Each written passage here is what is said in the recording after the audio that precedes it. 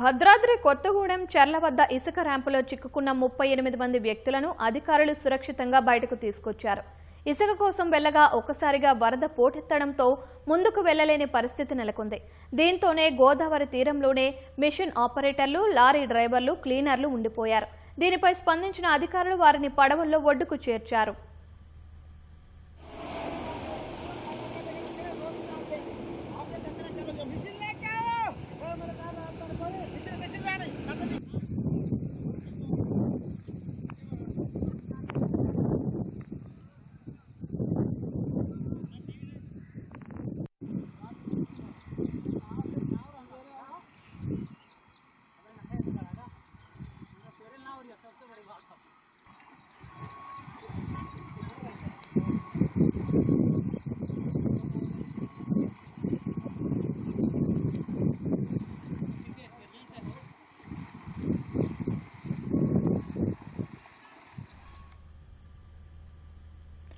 భద్రాద్రి కొత్తగూడెం చర్ల వద్ద ఇసుక ర్యాంపులో చిక్కుకున్న 38 మంది వ్యక్తులను అధికారులు సురక్షితంగా బయటకు తీసుకొచ్చారు.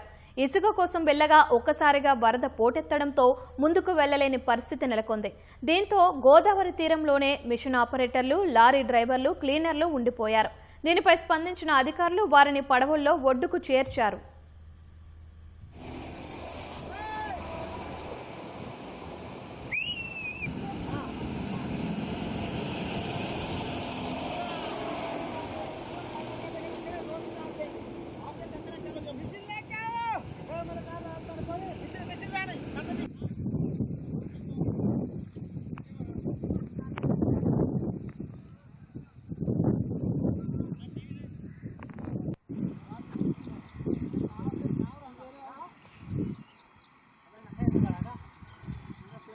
सबसे बड़ी बात